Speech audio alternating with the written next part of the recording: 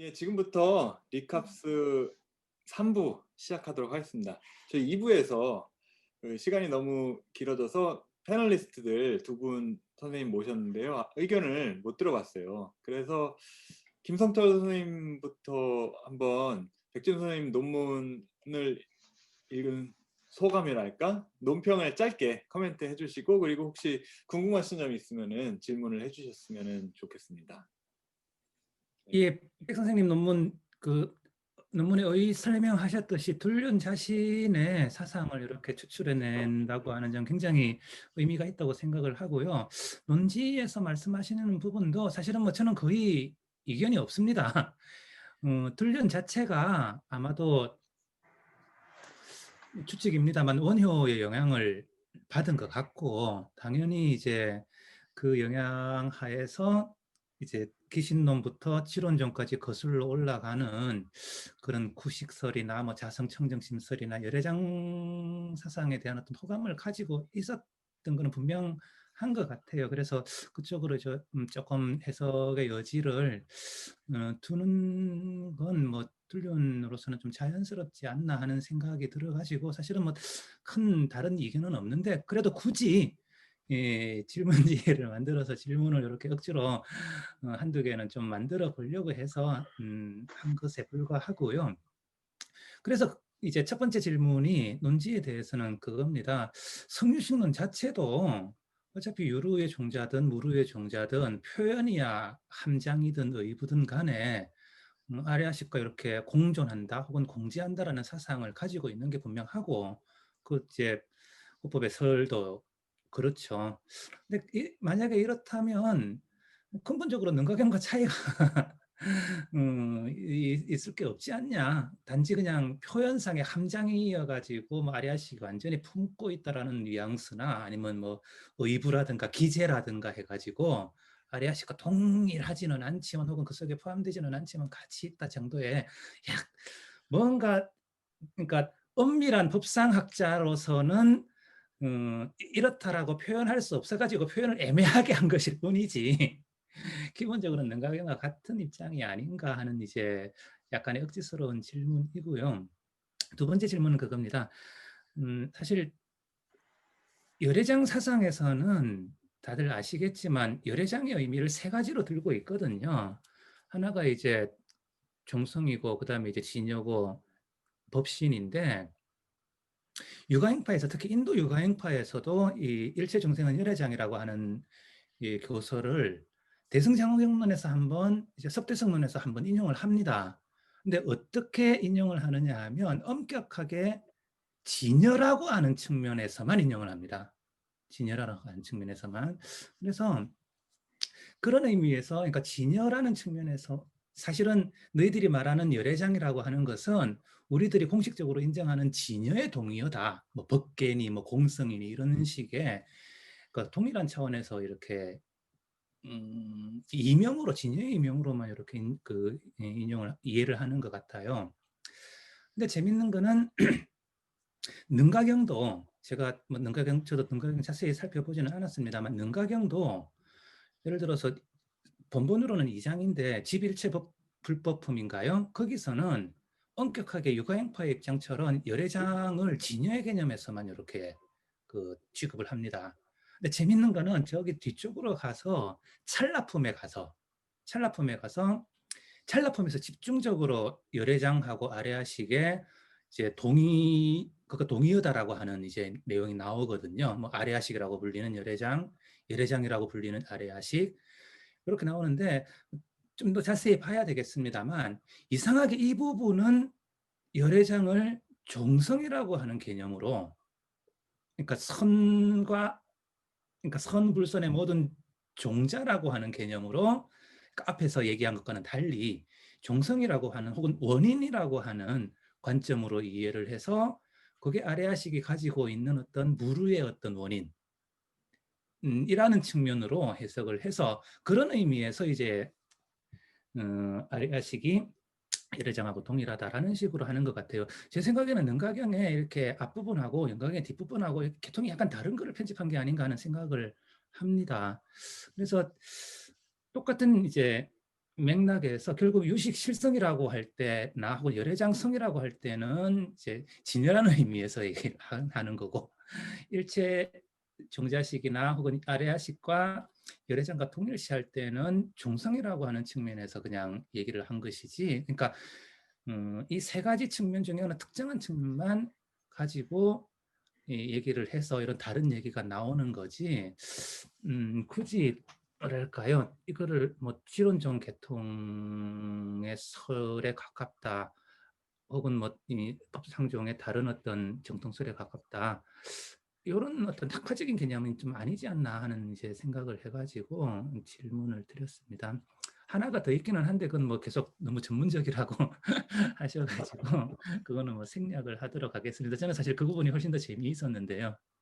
예, 그렇습니다. 아까 말씀도 다 해주셔가지고 굳이 뭐 따로 사실 덧붙일 말도 사실은 없기는 한데요. 그래도 이 정도로 질문을 드립니다. 선생님 답변은 잠깐 듣고서는 가도록 하겠습니다. 그러니까 첫 번째는 결국 법상종의 성유식론에 의거하는 법상종의 그 성유식론, 소위 논설하고 하는 그거랑 능가경 사상하고 크게 다른 거 아니지 않나 이런 생각을 하시는 거잖아요. 예. 예. 그런데 아무튼 둘륜이 해석할 때는 그렇게 해석하고 싶어 했던 것 같아요. 제가 보기에. 예, 저도 뭐 그 말씀에는 동의를 합니다. 약간의 그래, 차이는 있죠. 성유식론하고 예. 능가경하고. 약간의 둘륜은 근데 어쨌건 간에 그래도 회통시키고 싶어 했던 거는 사실이고, 그래서 그런 방향으로 주석을 편집을 했던 것 같고, 또 이제 두 번째 질문은 그 열애장이라고 하는 두 번째 질문이 무엇이었죠? 열애장이라는 게 원래 종성, 그러니까 진여, 열애장 법성 이거. 사상에서는 열애장이 세 가지 의미를 가지는데 유가행파는 그 중에 특정 개념만 가지고 와가지고 예를 들어 진열하는 측면만 가져와가지고 쓰든가 아니면 중성이라고 하는 측면만 가져와서 쓰든가 이렇게 이제 해석을 해가지고요. 근데 내가 보기엔 이제 열애장이라고 하는 게 선생님이 지금 말씀하실 때 열애장이 원래 종성, 진여, 뭐 법성 이걸 다 포괄하는 개념이다. 보성론에서는 이렇게 그렇게 얘기를 하잖아요. 그런데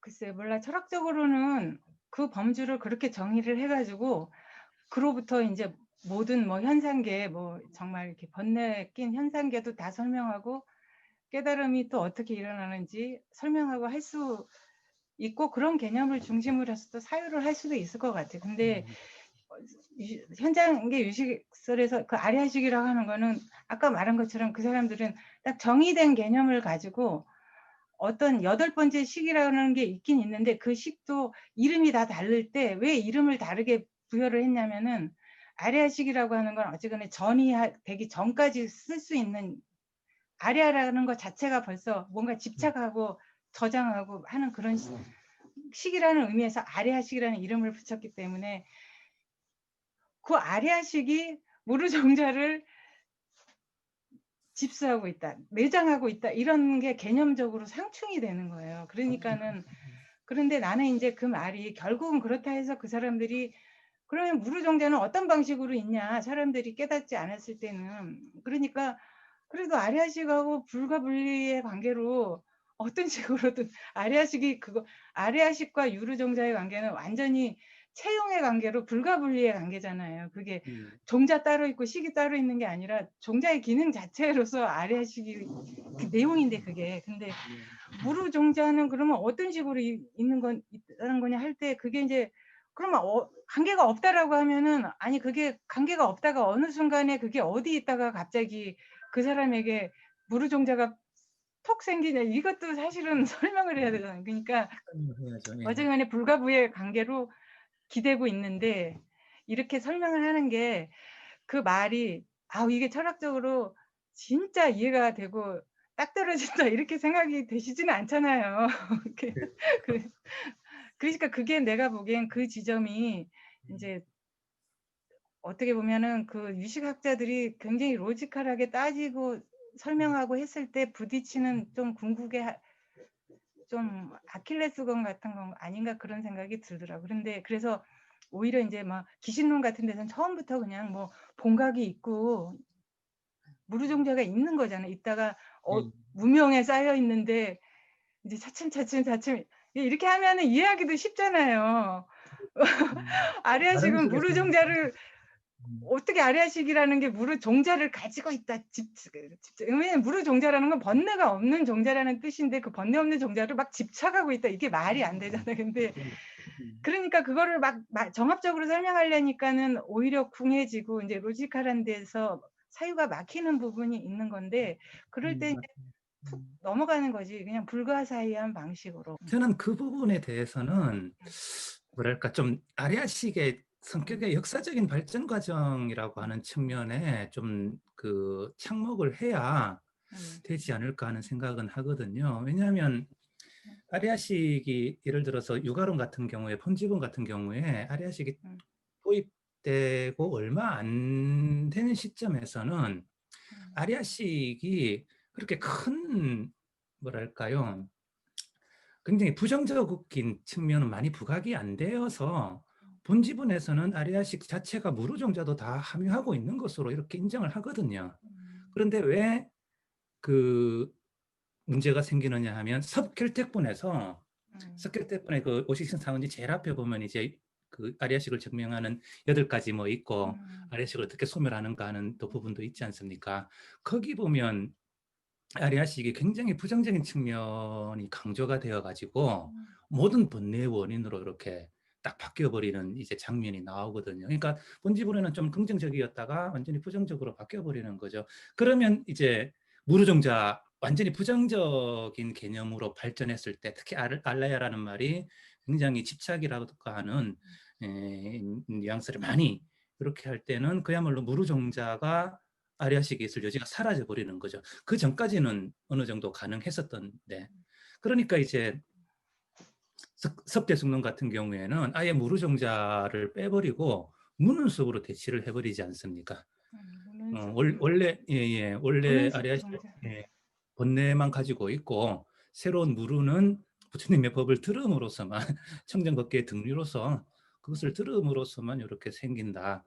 뭐 이런 식으로 해가지고 물을 아예 그냥 바깥으로 내어버리죠. 안 그러면 막 말라식을 데리고 와가지고 말라식에다가 이제 아리아식의 부정적인 측면을 그냥 전가해버리는, 그리고 아리아식은 어떤 중립적인 이제 무무무기로 이렇게 남겨둬가지고 무르도 이렇게 있을 수 있는 여지를 만들어버리는 그런 식으로 이제 해결을 해 나가는데, 그런 식의 어떤 역사적인 발전 과정을 봐야 아니 근데 이게 아리아식이라고 이게 중국 법상정에서 아리아식에 대해서 부정적인 생각을 가진 게 아니고 용어 자체를 정의를 했을 때 이게 이론적으로 볼 때 이 용어를 어디까지는 쓸 수 있지만 그 다음부터는 이 용어가 쓰일 수가 없고, 예를 들면 이제 전의를 이루어가지고 청정한 시계의거에서 어쨌거나 죽지는 않은 상태에서 이 세계를 인식하고 뭔가를 하고 있는 그런 사람들의 입장에서 볼 때는